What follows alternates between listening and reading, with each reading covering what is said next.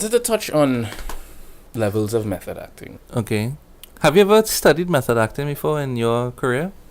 Not in depth. Not in depth, okay. Yeah. Have you ever implemented what your idea of method acting in any of the characters you've done before? No, I don't think so. I don't think so. Not in any significant way. But do you see the significance of method acting? Yes, absolutely. So you would like to try that one? I would love to try it. Okay. I would love to try it. However, yeah. You hear talk about people like DayLewis. Yeah. Who, when he's on a film set, I've heard, yeah, he likes to be referred to by the character's name. He doesn't come out of character till after shooting or after film has wrapped, things like that. And I've wondered about it. Yeah. I've wondered about it because, one, how necessary and how dangerous that could be, mm-hmm. as opposed to his clear results mm-hmm. of that. Yeah. He's arguably one of the best of our time. Let's say, for instance, Heath Ledger. Right. It's been said that, him getting into the character of Joker led to certain things that may have led to his death. I think what that led to is great trade stories. It makes for really good reads, I guess, but things like that is possible, and going into, okay, it's part of an actor's job mm-hmm. to know the limit. Right. That's part of your job, mm-hmm. because not knowing the limit could harm yourself and your fellow actors. Right. It's like firemen coming out of fire, hooking up a hose to a fire hydrant, out in the fire and leaving the hydrant, sprouting out water and going the way. Right. You have to cover back up the hydrant, right. leave the situation neat. That's what an actor does. You have to know that limit, cut off the emotion from the point where it's about to get dangerous. Right. I don't think many young actors are aware of that necessity.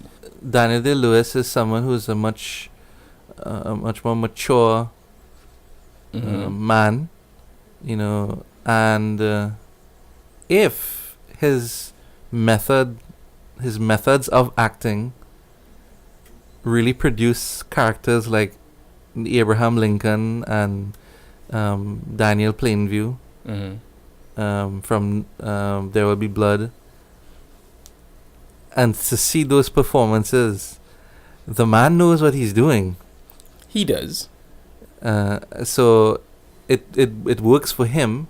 I know Robert De Niro is really way into method acting. For example, when he completed, or he was in completion in the final weeks or whatever from completing Godfather 2, mm-hmm. where he played the young Vito Corleone.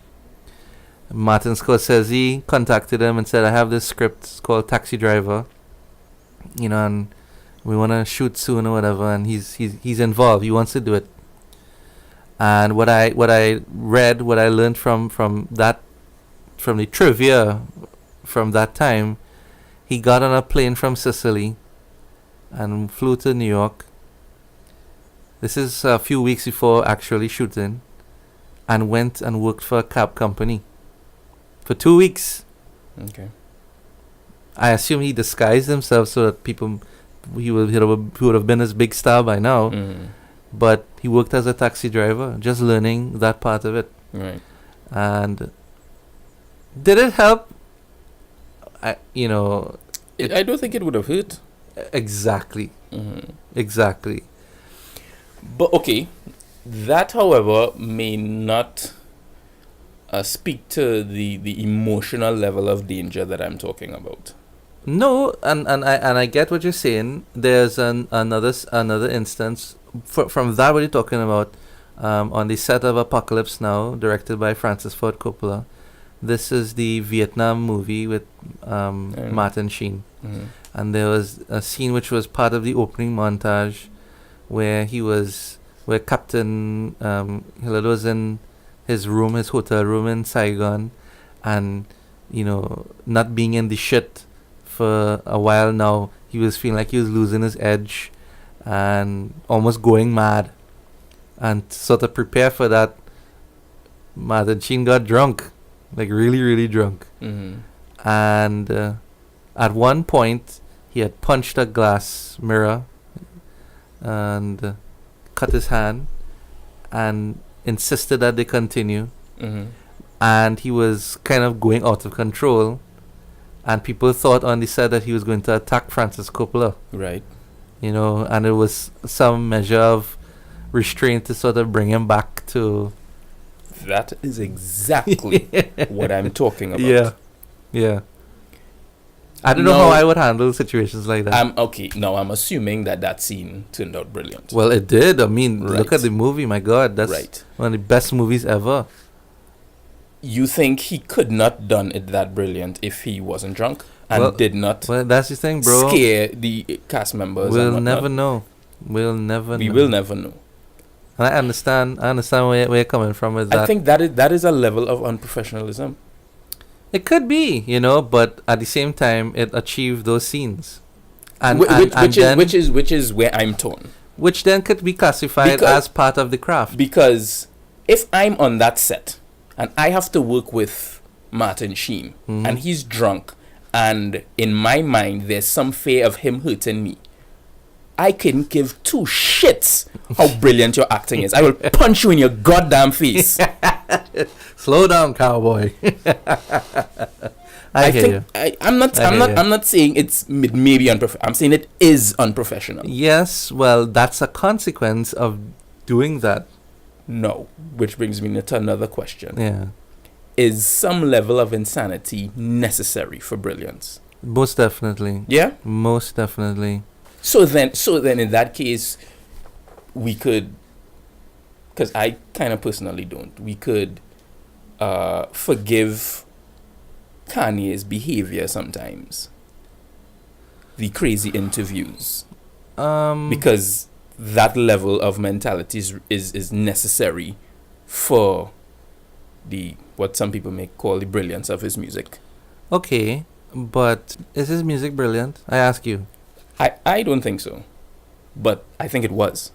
Was it a consistent flow of brilliance, or was it just this flash in the pan? Was it this one-off thing? But you see, again, that's coming to because difference then of you're opinion. talking. No, you see, what we're all talking about right now that influences this type of irrational behavior, masquerading as this is my method, is pure unadulterated narcissism. And it takes a certain amount of narcissism to do that kind of shit. It takes narcissism to think you're the voice of a generation. It takes narcissism to do all those tantruming things you see on TV now with all those protesters and all that, thinking that you're righteous. It takes narcissism in creating stuff. And I'm not saying that narcissism should be rooted out completely, but how about this? Too much of anything is good for nothing. Right. And I think that ultimately is the real truth. You know, the path to enlightenment lies in the middle of two extremes. But what if too much of that narcissism is what's necessary for brilliant art? It can't be. You know why? Because where's Kanye now? Kanye is meeting with the President of the United States and probably going to continue to release albums that people shall adore.